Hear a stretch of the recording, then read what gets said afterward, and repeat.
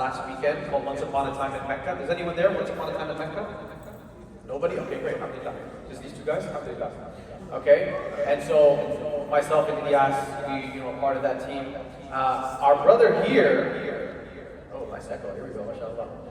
Okay, MashaAllah. Brother Amin Davis, he's also, his government name is Drew Davis. He's an actor from Hollywood. Took Shahada 2 years ago. Okay? He is the voice of Marshall in Paw Patrol. Yes. Yes, 6'7", yes, yes. Exactly. Okay. 6'7". 6'7". Alright? Okay, settle down. There's more. Hold on. We gotta go soon, so don't let this drag on longer than it needs to.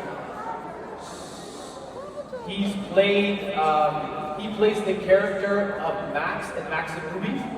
If you know the cartoon series, okay? That's fine, okay?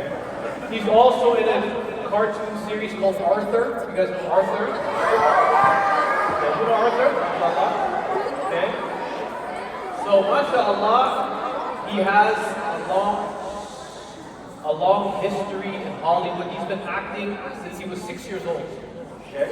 Since he was 6 or 7 years old, like roughly around that. Okay? The sheikhs are also trying to understand what's going on.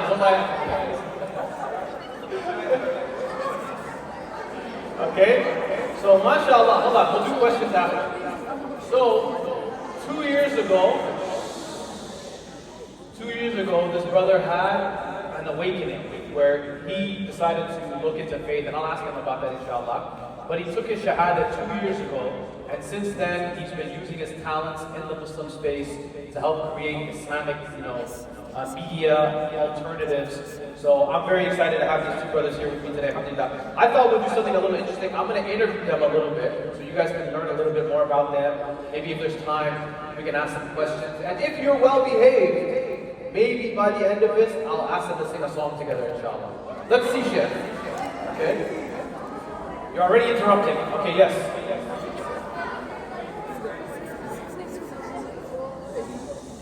No. If you ask silly questions, we're going to leave. I'm warning you now. He's putting you guys on probation already. Yes. Yes, we were in the Dominican with Husna last year, so if you were there, you might have heard. We'll do questions after, okay?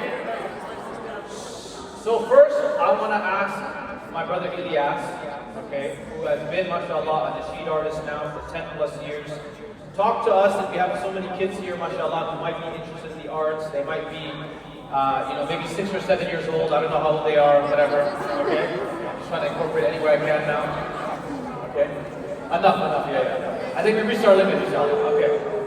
But I want to ask Ilyas, from your experience, why did you decide to leave mainstream? Because Ilyas used to also be a mainstream artist. He used to do stuff, for non-Muslims, and he also transitioned and used his talent for the Muslim community. So why did you take your talents and bring them to the Muslim space? Why was that something that you decided to do in your life? Bismillah ar-Rahman ar-Rahim. You guys know how powerful music is, right? Music is a really, really powerful tool.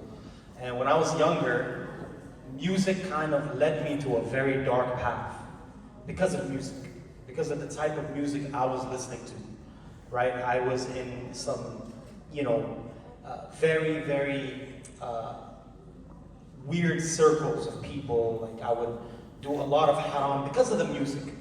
Like alhamdulillah, I always used to pray 5 times. I read my Quran, but because of the haram music, it led me to a dark path. So I was doing music for a very long time, and I came to realize, subhanAllah, like if I die right now in the state that I'm in, where am I going to end up? I was very scared. And throughout my university life, I would quit music because I truly believed it was wrong and haram. But then after like 5 months later, I would get back into music. And then, there goes my path again, right? And the people that I was around making music, we weren't in the, they were not in the best of, in the best of mindsets, right?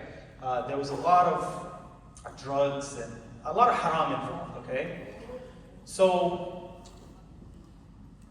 in 2014, right when I was about to I was really feeling guilty. I had a double life. 2014 happened, I met Bona Muhammad. And Brother Bona told me, what are you doing? Like, well, you, mashallah, like you're a cool person, you're praying 5 times, but why are you doing this haram music? And I told him, I love music. I really love music. I was making music since I was like 9 years old. I was playing on the keyboard. It was just my passion. But he asked me, so like, well, why don't you do something halal with it? I'm like, how? How? I know music is haram, but like, how would I even do something halal with it? He's like, well, Allah gave you this gift. You can use it for something good. I'm like, okay, show me. So he introduced me to the world of nasheeds. I'm like, nasheeds? Nasheeds are corny, man. He's like, no, it doesn't have to be corny. So we started working together 2014. SubhanAllah, that's what, 10 years now? 11 years? 11 years, yeah. And ever since, SubhanAllah, we made nasheeds together. Bona, obviously, award-winning writer. Imagine getting the best lyrics from this man right here. And alhamdulillah, we started making nasheeds, and wallahi, I never imagined this entire world of nasheeds. I never even knew it existed. I felt fulfilled because now I don't have to live a double life anymore. I don't feel guilty. My nephews and nieces are singing my nasheeds. Before I used to have 2 names. Outside I was Ili, and then to my family I was Ilyas, right? I had 2 different not personalities, but 2 different identities because I was ashamed, right? But alhamdulillah, leaving the haram, Allah opened so many doors of opportunities for me. Alhamdulillah, I was able to travel the world, visit different communities like yourselves, mashallah. And alhamdulillah, like I'm extremely happy to be where I am right now. And yeah, that's a little bit about my story. Is this a takbir crowd, clapping crowd? What do you guys do here? Takbir! MashaAllah. Jazakallah khair, Ilyas. One thing that's beautiful about Ilyas's work is that he started off, like I said, in the mainstream world. He has since been able to use art as a way to teach Islam. Allahu Akbar. He has a very famous song, The Battle of Badr. I don't know how many of you might have heard it online. It just reached 1 million views. You can go check it out when you go home, inshallah. But it's about, this significant moment in Islamic history. And so trying to use art as a way to highlight the beauty of our culture, I think is a very important thing. MashaAllah. So now, my brother here, Amin,